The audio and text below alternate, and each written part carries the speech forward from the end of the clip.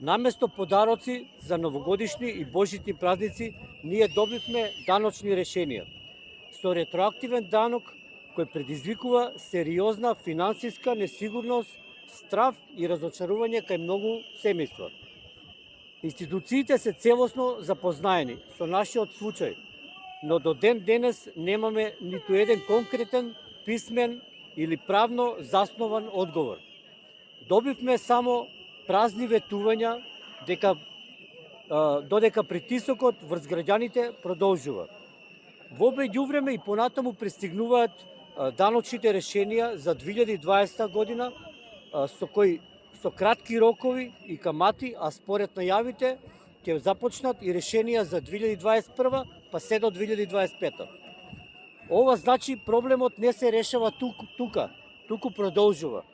Уште еднаш сакаме јасно да кажеме, ние не сме против плаќање данок и не бегаме од законите, но сме против ретроактивна, селективна и неправична примена на закон кој оди на штета на многу семејства. Иако граѓаните доставиле докази за долгорочен престој надвор од државата, тие не се земеат во предвид.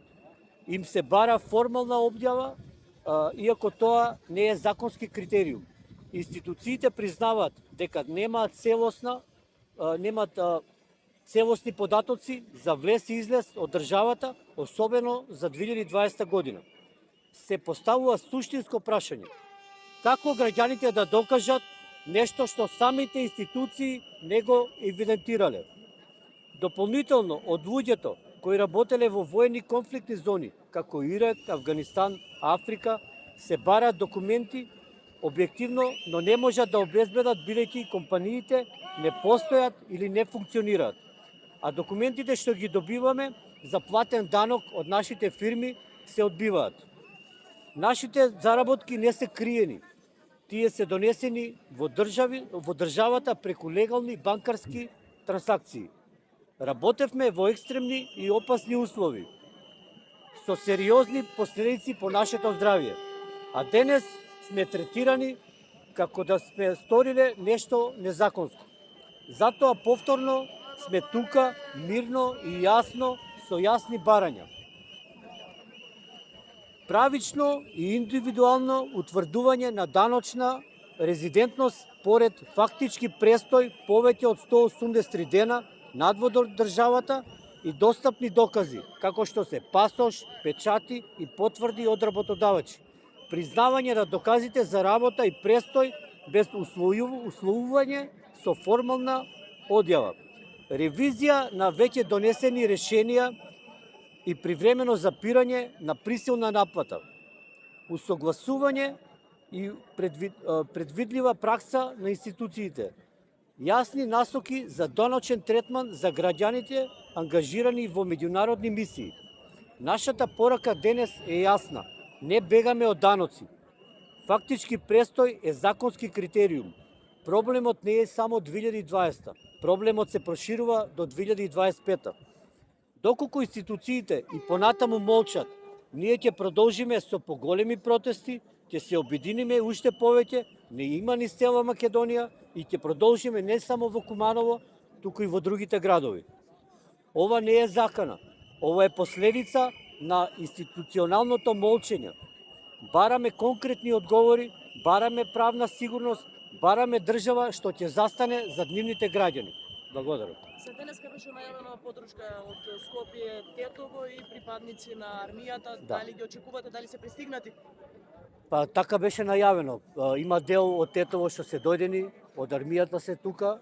Сега кој колку може од току излегол, нели? Кажете дека платениот данок што го имате евидентирано некаде не го признава тука. Имате ли информација дека Македонија има подпишано со Америка војно данок? Вака, ние сите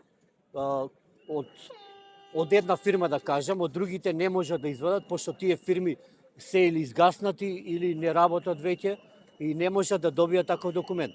Еве јас лично за мојата фирма јас добив документ каде што е платен $10.500 данок за таа 20 година, ама тука во оваа институција не ми се признава тоа. Ми бара документ од ирачко даночно оделение, што тоа јас лично не можам да го обезбедам, ни мојата фирма, бидејќи таа веќе нема представник таму во Ирак. Спомнавте дека во меѓувреме се вршат закани, притисоци. Кој врши закани? Кој ги притисоци? Па притисоци ни вршат со тоа што ни праќаат ретроактивни решенија. Не ни даваат рокови. Него по член 93 за наплата имаме до 15 јануар да го платиме договор. Планирате ли да се обратите некаде до меѓународните амбасади, конкретно до американските? Така да, планираме, затоа ја собираме поголема петиција, да сме поголеми и ќе пратиме допис до американската амбасада, ќе пратиме допис до народниот правобранител, ќе пратиме секаде каде што можеме. Остваривте ли средба со некој со представниците од УЕП? Ви се јавили некој за да направите некаков разговор, да слушнат што бараат лично? Официјално не сме оствариле средба до сега. Очекуваме официјално да не повикат, да ги повикаме и вас медиумите да го докажете тоа, да ја докажете таа средба наша.